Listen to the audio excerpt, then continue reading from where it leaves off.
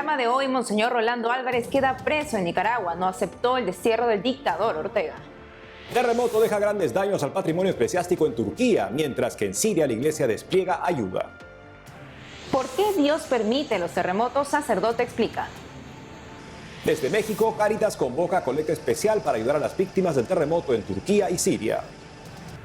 Hoy es la fiesta de San José Sánchez de Río, el niño mexicano mártir de la Guerra Cristera. Hola Eddie, ¿cómo te encuentras? Bien, gracias Natalie, un gusto estar contigo y con nuestro público desde nuestros estudios en Lima, Perú. Bienvenidos a su programa EWTN Noticias, yo soy Natalie Paredes. Soy Eddie Rodríguez Morel, gracias por acompañarnos. Empezamos las noticias contándoles que a un día de la llegada a Estados Unidos de los 222 presos políticos nicaragüenses, incluidos sacerdotes católicos, sobre estos últimos no es preciso aún su paradero final. Por el momento, en el caso de los desterrados, que no tienen un lugar donde ir, permanecen alojados en el Hotel Westin en Washington, D.C. Aquí la crónica del destierro ejecutado por el dictador Daniel Ortega. Me permiten darles un abrazo hermanos, si somos hermanos. No preciso ni decir. Después de poco más de 6 horas de vuelo, aterriza este avión con una carga especial. 222 presos políticos deportados por la dictadura de Ortega, sacerdotes católicos dentro del grupo. A la misma hora, desde Managua, un juez del Tribunal de Apelaciones de Managua informa que la deportación se dio para proteger la paz y la seguridad nacional. Se ordenó la deportación inmediata de 222 personas sentenciadas por cometer actos que menoscaban la independencia, la soberanía, la autodeterminación del pueblo, por incitar a la violencia, al terrorismo. La deportación se concretó el miércoles 8. Al filo de la medianoche, los presos que ya dormían fueron sacados de sus celdas. Pensaban que los llevarían a otra prisión. El ex candidato presidencial Juan Chamorro así lo cuenta. No fuimos avisados, obviamente, de que habíamos salido libres, sino que nos dimos cuenta al momento de que nos dieron nuestra ropa en la noche, nos llevaron a otra celda, nos montaron en unos buses y no sabíamos a dónde íbamos. Y los que conocen Managua saben que la cárcel Modelo estaba muy cerca del aeropuerto, está muy cerca del aeropuerto. Nuestra expectativa, algunos de nosotros pensamos que íbamos a la cárcel Modelo. Y en ese momento los 3 buses que transportaban a los presos que venían del Chipote, dobló hacia la derecha en la Fuerza Aérea. Y ahí nos dimos cuenta que salíamos volando del país, no sabíamos a dónde, hasta que obviamente ya fuimos informados. Dentro de los deportados está el padre Óscar Benavides, párroco de la parroquia Espíritu Santo en Mulucucú. El padre Ramiro Tijerino, rector de la Universidad Juan Pablo II, padre Sadiel Eugarrios, segundo vicario de la Catedral de Matagalpa, y padre José Luis Díaz, actual vicario de la Catedral de Matagalpa. Junto a ellos está también el diácono Raúl Vega, de la parroquia San Juan Bautista de Matagalpa. Los seminaristas Darwin Leiva, de 19 años, y Melquín Centeno Sequeira, de 23 años. También el camarógrafo de TV Merced Diócesis Media, Sergio Cárdenas. Esta semana, luego de juicios irregulares, todos fueron sentenciados a 10 años de prisión por conspiración y difusión de noticias falsas, más inhabilitación perpetua en la función pública y a cargos de elección popular. Fueron las sentencias más recientes a presos políticos antes de la deportación. El obispo de Matagalpa, Monseñor Rolando Álvarez, no aceptó el destierro. Tengo entendido que una persona no firmó y se quedó en Nicaragua, y que son 223, pero este es un número por confirmar. ¿El Monseñor Rolando Álvarez está aquí? Tenemos entendido que no tomó el avión. Un vocero del gobierno de Estados Unidos precisó que no hubo negociación con el gobierno de Nicaragua para la deportación de los prisioneros políticos. El gobierno de Nicaragua decidió liberar a estos individuos y Estados Unidos decidió recibirlos por razones humanitarias. Todos los que abandonaron el país voluntariamente dieron su consentimiento para viajar. Las personas liberadas tienen acceso a asistencia médica y legal y seguimos buscando formas de apoyarlos según sea necesario. Desde Nicaragua, el dictador Ortega confirmó que no puso condiciones de por medio para liberar a los presos políticos. Destacó que el destierro fue idea de su vicepresidenta y esposa Rosario Murillo. Me dice Rosario, ¿y por qué no le decimos al embajador que se lleven ya a todos estos terroristas? Decirle, Bolívar, tal vez lo escuchan allá.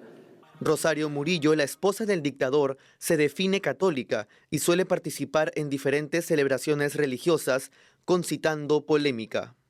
Hasta el cierre de este noticiero, se esperaban pronunciamientos de la Santa Sede, la Iglesia de Nicaragua y de los Estados Unidos sobre los sacerdotes católicos liberados.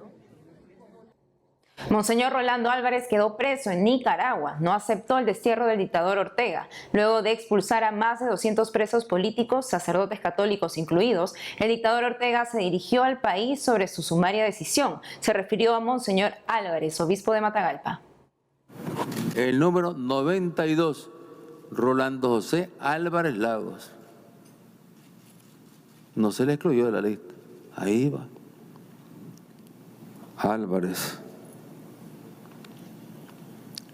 Bueno, cuando él está pues haciendo la fila, ya llega pues a la grada del avión, a la entrada, donde ya para que pase. Entonces empieza a decir que él no se va. Que él no se va. Que primero tendría que hablar con los obispos, reunirse con los obispos, y exige una reunión con los obispos. Una cosa absurda. Si lo que hay es una decisión del Estado nicaragüense. Y como ya estaban en el avión varios sacerdotes, ya habían pasado pues tranquilamente, habían subido, ya están en Estados Unidos. Entonces dice que para poder él irse, que le llamen a todos los sacerdotes, porque él tendría que hablar con ellos. O sea, cosa. ¿Ah? Que se bajen del avión, que se bajen del avión para que hablen con él. Y que lleguen los obispos también para hablar con él. Y total, pues que, o sea, no podíamos, porque eso sí no lo permitían, en el acuerdo no permitían las autoridades norteamericanas montar a la fuerza al que no quisiera irse a los Estados Unidos. Bueno, ahora está en la cárcel Modelo. Desde Estados Unidos, la abogada nicaragüense Patricia Molina opina sobre el destierro a los religiosos sentenciados por conspiración y dar noticias falsas dentro de los deportados por el dictador Daniel Ortega este jueves. Un sentimiento encontrado. Por un lado, feliz porque ya los 220 presos políticos que nunca debieron de estar secuestrados en las cárceles de Nicaragua, donde se practican más de 38 mecanismos de tortura, tratos crueles, inhumanos y degradables, ellos jamás debieron de estar en esos juicios y en esos juicios espurios que se estuvieron realizando en el país. Pero por otro lado, un sentimiento algo feo, amargo, porque todavía quedan presos políticos en Nicaragua, entre ellos el obispo Rolando José Álvarez, quien el dictador Daniel Ortega dijo que fue enviado ayer mismo al sistema penitenciario conocido como La Modelo, que es un centro penitenciario también donde se practican mecanismos de tortura. Realmente la situación que vive el país es inhumana. Nicaragua es un estado criminal que no respeta la constitución política del país ni las leyes penales en la materia y mucho menos los convenios y tratados internacionales que Nicaragua ha suscrito por voluntad propia y no los está respetando. Entonces se vive a la ley de la selva, en donde quienes mandan es Daniel Ortega y su esposa, porque tienen al ejército de Nicaragua y a la policía con disposición de desaparecer, encarcelar o mandar al destierro a quien se oponga o quiera defender su derecho. Me permiten darles un abrazo hermanos, si somos hermanos, no preciso ni decir. El terremoto en Turquía esta semana, además de víctimas mortales, va dejando graves daños al patrimonio de la iglesia en el país. Es el caso del vicariato monástico de Tarso, el único en Turquía. El padre Alejandro Cunieti, del Instituto del Verbo Encarnado y hace poco enviado a servir a este país de Medio Oriente, le cuenta a Bárbara Socorro las consecuencias y tareas ante el devastador terremoto del pasado lunes. El terremoto causó grandísimos daños en las comunidades que tenemos en Iskenderun, o Alejandreta, Alejandría en español, y en Antioquía, la famosa Antioquía de Siria, que es parte de Turquía actualmente, es también nuestra parroquia, es una comunidad nuestra, donde están los franciscanos capuchinos. Estos dos lugares fueron bien golpeados por el terremoto, también la ciudad de Adana, en donde nosotros tenemos la parroquia, pero en Adana se cayeron muchos edificios, pero gracias a Dios ninguno de nuestros cristianos ha perdido casa o no ha pasado nada en Adana. La iglesia quedó un poquito, tuvo algunas quebraduras, nada muy grave, pero bueno, sí, ciertamente que ahora no podemos celebrar la misa el domingo, vamos a ir este domingo, pero para estar con la comunidad y para ver que estén todos bien, que tengan todo lo que necesiten. Pero sí, en Iskenderun y en Antioquía las cosas fueron muy graves. En Iskenderun, que está el obispado con la catedral, la estructura del edificio donde vivían los sacerdotes, las religiosas también quedó muy afectada, no pueden vivir más ahí, y la catedral se vino totalmente abajo, lamentablemente. Y hoy día me mostraban algunas imágenes, habían sacado fotos y videos de Iskenderun y cayó, es como cayó una bomba atómica, porque está todo destruido. Lo mismo en Antioquía, se han caído muchísimos edificios. Antioquía, que están los franciscanos, ahora se están por ir porque la gente ha perdido todo y el lugar no tiene agua, no tiene comida, no tienen electricidad. Son ciudades grandes, pero que han quedado como desiertas ahora porque la gente que ha sobrevivido está empezando a irse. Lo mismo en Iskenderun, se empiezan a ir los que pueden. Padre Alejandro, ¿cómo se han visto afectados la celebración de los sacramentos a raíz del terremoto? Bueno, al menos lo que nos toca a nosotros en nuestra parroquia es que el obispo ha pedido que no celebremos más la misa hasta que podamos hacer un análisis con ingenieros de cómo está la iglesia. A nosotros nos tocó re de cerca con esta secretaria de nuestra parroquia que murió. Bueno, yo puedo decir que ese domingo a esta señora le di la comunión, así que yo creo que ella estaba preparada, pero estaríamos todos preparados. Gracias, Padre. Bueno, muchísimas gracias a ustedes también por la posibilidad de esta entrevista, de también contarles estas cosas. Y ahora desde Alepo, en Siria, el padre Enrique González le da a Nicolás García la última información sobre las consecuencias y tareas en su diócesis frente al terremoto del 6 de febrero. Padre Enrique, ¿cuál es la situación de su diócesis tras el terremoto?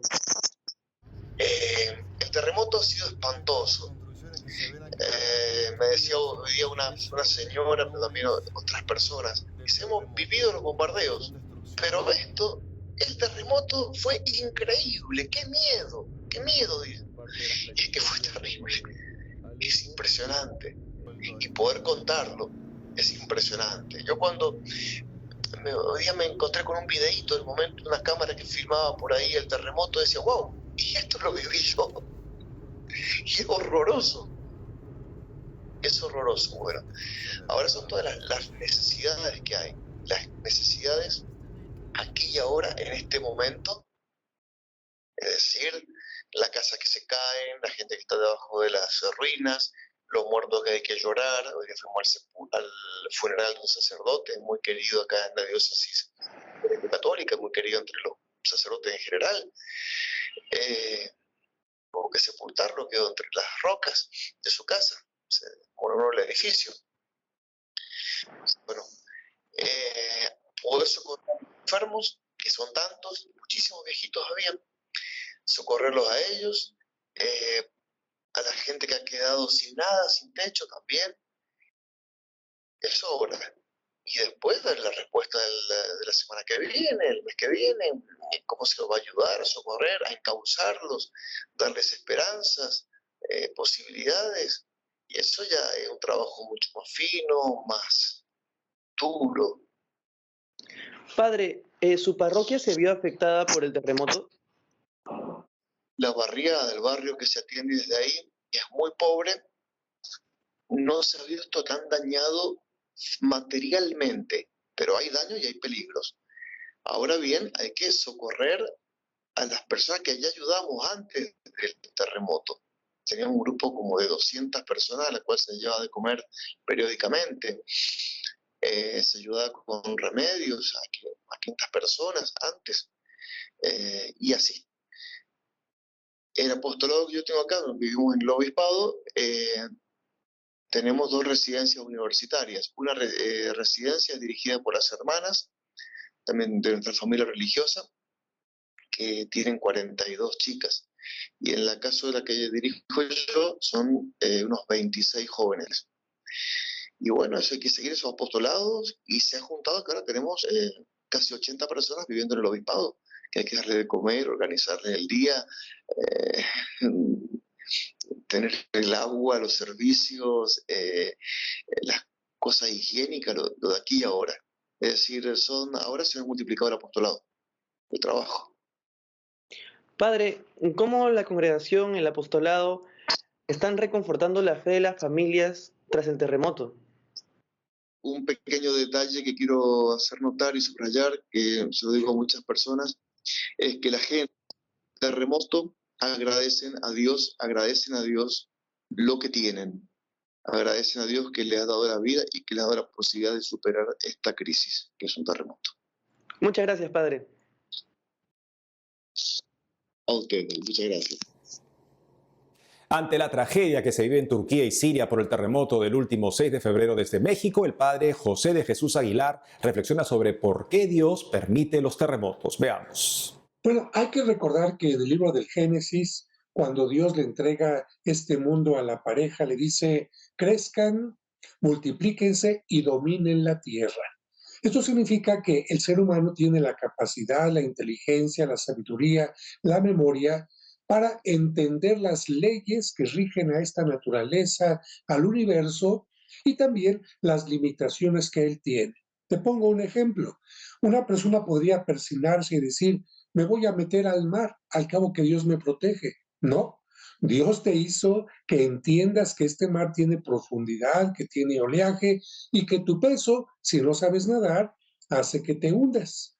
De tal manera que las leyes de la naturaleza y tu inteligencia pueden hacer que tengan una buena relación. Si tú no tomas en cuenta esto, entonces podrás crear problemas o podrás no evitar algunas tragedias. Turquía, al igual que México, es una zona sísmica. La gente lo sabe porque incluso iglesias como la basílica donde estaba la tumba de San Juan y otras cosas maravillosas se destruyeron por terremotos. La iglesia y la historia nos recuerdan que en Turquía ha habido terremotos sumamente grandes. ¿Qué es lo que tiene que hacer el ser humano? Tomar de esta experiencia, pensar, si estoy en una zona sísmica, construyo de tal manera que no me afecte un terremoto, o bien construyo en zonas que no son sísmicas. Entonces, no es el universo, no es la naturaleza, una maldición humana o el deseo de Dios para que el ser humano sufra. No, son la oportunidad para que el ser humano tome conciencia, responsabilidad sobre sus acciones. En medio de las tragedias, el ser humano puede aprender 2 cosas. La primera, a tratar de evitar lo que ha vivido, y el ser humano lo hace. Y la segunda, que en los momentos de adversidad, el ser humano tiene que unirse en solidaridad, en caridad con los hermanos, para que se cumpla lo que dice el Evangelio con respecto a aquel ciego de nacimiento. Hacemos una breve pausa y al volver, desde México Cáritas convoca a colecta especial para ayudar a las víctimas del terremoto en Turquía y Siria. Hoy es la fiesta de San José Sánchez del Río, el niño mexicano mártir de la Guerra Cristera. Regresamos con más noticias con Enfoque Católico.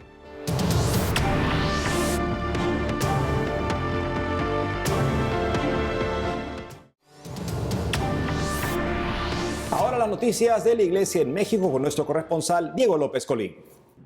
La Iglesia Católica se sumó al llamado que hace la comunidad internacional y que también a su vez hace el Papa Francisco de brindar apoyo y mostrar sensibilización ante los acontecimientos que se viven en Siria y en Turquía.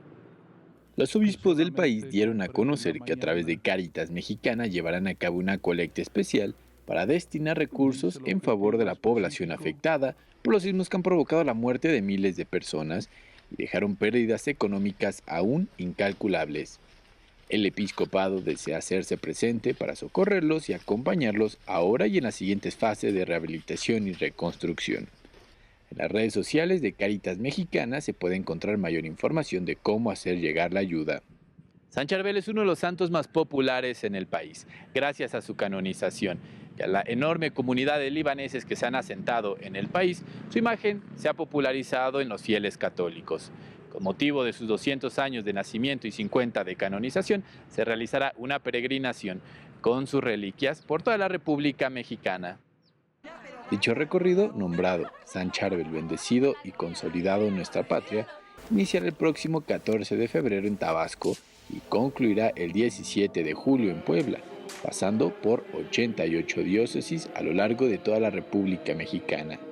Las reliquias que los interesados podrán visitar son de primer y segundo grado y comprendan fragmentos óseos, una estola y un cinturón del hábito que el ermitaño utilizaba. A la par de la peregrinación, se estarán realizando catequesis para dar a conocer vida y obra del santo, además de encuentros con grupos vulnerables, entre otras actividades similares.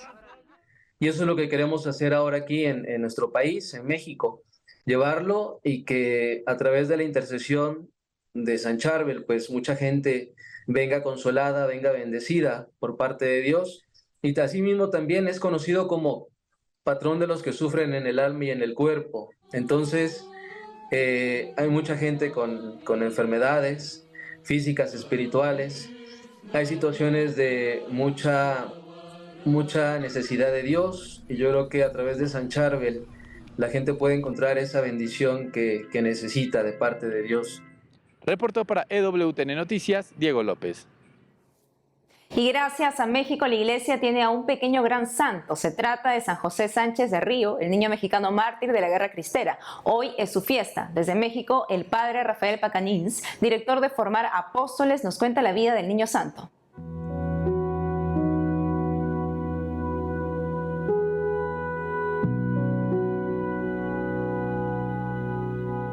Cuando él tenía 14 años, que en un ataque de los federales, él le deja su caballo al jefe de las tropas cristeras en ese momento para que escapara, porque le dice, mire, yo soy todavía un niño, usted es aquí es el jefe, el general, el comandante.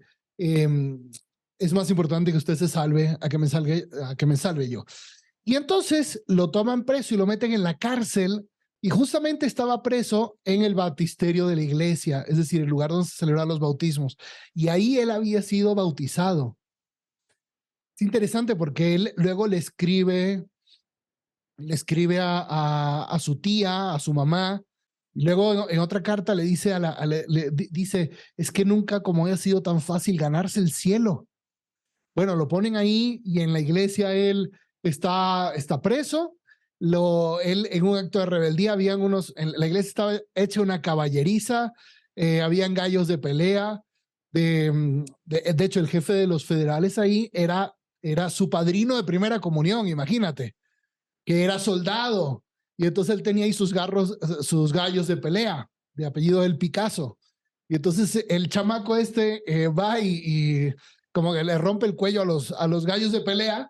Bueno, se arma ahí todo un relajo, un desastre, llega el padrino y le dice, José, arrepiéntete y ya di muera Cristo Rey, te voy a ir con tu mamá, por favor, incluso te puedo meter en una academia militar. Y él decía, viva Cristo Rey, viva Cristo Rey, viva Cristo Rey. Y no quedó más. que ejecutarlo.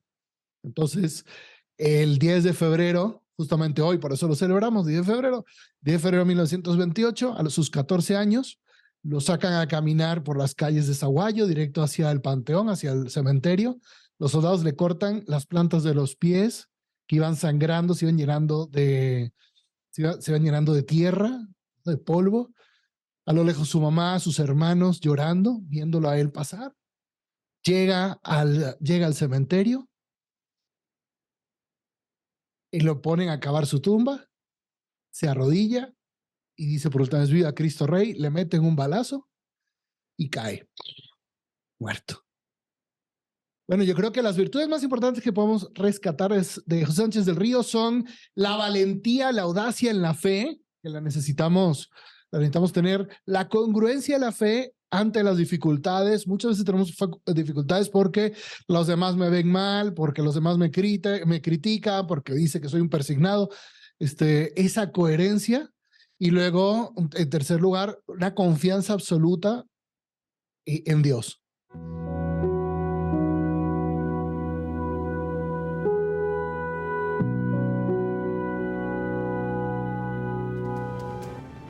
Y eso es todo por hoy, amigos. Gracias por estar con nosotros. Ya saben que pueden seguirnos en nuestras redes sociales y en ewtnnoticias.com. Hasta pronto.